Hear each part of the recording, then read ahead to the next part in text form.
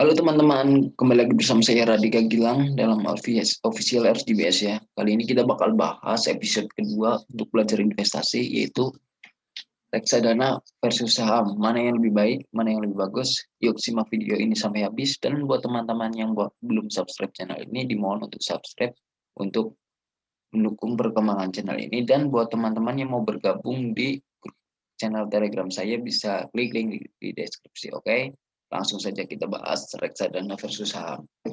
Yang pertama, apa sih reksadana? Nah, reksadana merupakan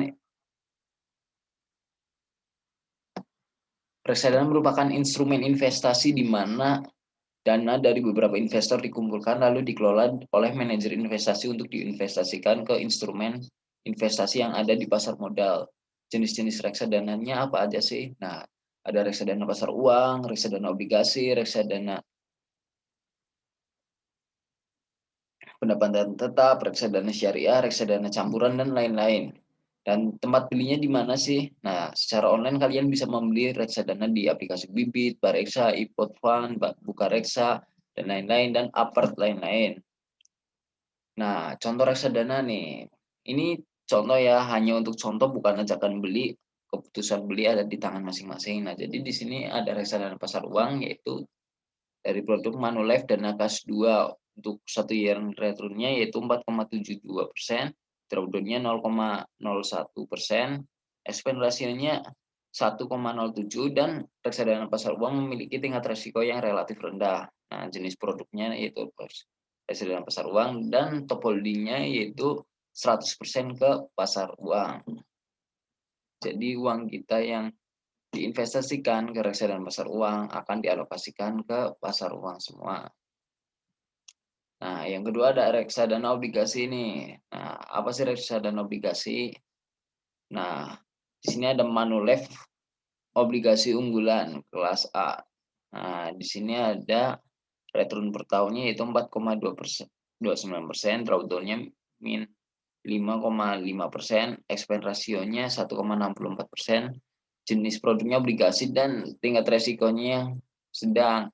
Nah, alokasi aset dana kita ketika kita investasi di reksadana obligasi ini yaitu ada ke pasar uang 1,13%, obligasi pemerintah 43,53%, obligasi corporation 55,33%. Nah, ini ada top holdingnya seperti Indo Ois 6,0,5, ada Indois 6,3, ada Indois 8,0,5, nah dan seterusnya. Selanjutnya ada reksadana saham. Nah, di sini ada contoh BNI AM Index dan IDX 30 dengan return per tahun 1 tahun kebelakang itu ada 37,61%, return yang cukup tinggi. Drawdown-nya juga min 14,14%, yaitu tinggi banget. Expense rasionya 1,59. Jenis produk saham tingkat risikonya tinggi. Ya, tingkat risikonya tinggi, bisa mendapat return tinggi, juga loss yang tinggi. Seperti return per tahunnya yaitu 37,61 dengan drawdown min 14%.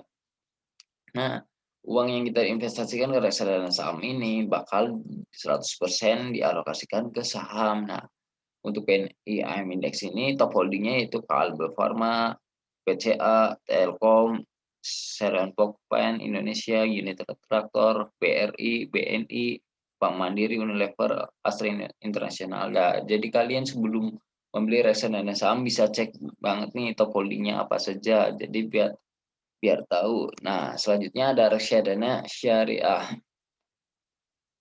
Reksadana syariah. Nah, di sini aku ambil contoh shareholder syariah balance fund dengan return 1 tahunnya itu plus 20,13%, dengan drawdown min 6,72%, expense ratio 2,13%. Nah, jenis produknya ini campuran ya, dan tingkat risiko yang relatif sedang. Nah, buat teman-teman yang pengen nih menginvestasikan ke produk-produk yang lebih syariah gitu. Nah, di sini di reksadana sudah tersedia reksadana syariah. Nah, alokasi asetnya itu kita dialokasikan ke reksadana instrumen pasar uang syariah, efek syariah bersifat ekuitas, surat berharga, obligasi syariah 35,67%. Dan top holdingnya juga seperti ada saham, ada obligasi, ada pasar uang seperti Aneka Tambang, Ciputra, Mayor Indonesia, SBSN, Telkom, Suku Negara. Jadi produk yang dipegang atau top holdingnya yaitu dengan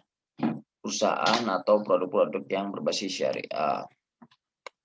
Nah, selanjutnya ada saham nih.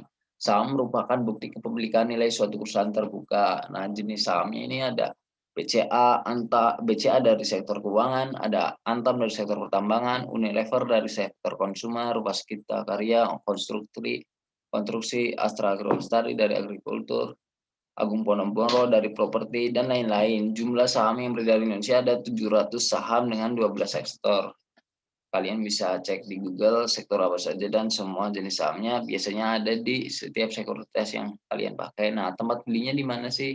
Nah, secara online kalian bisa membeli saham di aplikasi Ajaib, Mirai Sekuritas, BCA Sekuritas, Ipot Sekuritas, dan lain-lain. Nah, di Indonesia ini ada 123 sekuritas yang sudah terdaftar OJK per tanggal 31 Agustus 2020. Jadi teman-teman yang mau investasi, baik itu saham, baik itu reksadana, kalian sebaiknya investasi ke perusahaan yang sudah terawasi OJK, sekuritas yang sudah terawasi OJK karena uang kita bakal aman di sana. Nah, contoh sahamnya ini ada BRI. Ini contoh saja ya, bukan ajakan untuk beli. Nah, jadi contoh saham Bank BRI, kalau saham BBRI. Nah, jadi tiap-tiap saham itu, tiap-tiap perusahaan ada ketika sudah IPO memiliki kode saham. Nah, gunanya buat apa sih? Nah, buat mempermudah kita untuk mencari saham tersebut untuk membelinya. Dan minimum pembeliannya itu 1 lot atau 100 lembar. Nah, di sini harga per Jumat 26 Maret 2021 harganya 4.720 per lembar. Artinya kita ketika membeli saham Bank BRI 1 lotnya itu senilai 472.000. Nah, di sini kita bisa melihat profilnya juga pakai aplikasi RTI Bisnis ya. Jadi kalian bisa lihat profil nih, Bank BRI itu sektornya finance atau keuangan, subsektornya bank, listing date-nya tanggal 10 November 2003 dan effective date-nya 31 Oktober. Nominalnya 500, IPO price 875, jadi pembukaan harga di awal Bank BRI IPO itu senilai 875. Nah, IPO series dan 4,76 triliun, IPO MON ada 4,17 IPO share ada 4,76 miliar dan IPO MON ada 4,17 triliun. Auditornya yaitu ada PT Bahana Securities, ada PT WS Securities Indonesia, share registrar PT Datindo Entricom. Nah, jadi mending reksadana atau saham nih. Nah, itu kembali keputusan ke masing-masing. Jadi ketika kalian menjadi investasi ke reksadana, kalian akan menjadi investor pasif. Kalian tidak perlu analisa karena dana dikelola oleh manajer investasi yang berpengalaman dan modalnya bisa rendah, yaitu bisa mulai dari investasi dari Rp10.000 saja, merupakan modal yang sangat terjangkau dan resiko relatif kecil karena sudah diatur oleh manajer investasi. Nah, ketika kalian investasi saham, kalian bakal menjadi investor aktif. Nah, perlu banyak analisa, mulai dari analisa teknikal, fundamental, book value, terus masih banyak lagi ya analisis, tergantung analisis kalian. Nah, terus harus memiliki modal yang cukup. Nah, sama seperti tadi saham Bank BRI yaitu adalah 472.000 per lotnya. Jadi kalian jika ingin investasi ke saham BRI, kalian harus punya modal 472.000 minimal. Dan pelipatannya. Nah, resikonya lebih tinggi namun return bisa lebih tinggi. Nah, ketika kalian menginvestasi saham, kalian bakal high risk, high return, artinya resiko lebih tinggi, resiko returnnya juga lebih tinggi dan bisa mengalahkan indeks dan manajer investasi. Nah, kalau manajer investasi kan tadi udah memegang top holding saham ini, saham yang sudah tertera ya. Jadi ketika sahamnya turun, kalau kalian investasi saham, nah kalian bisa menentukan sendiri nih saham-saham apa aja yang kalian holding.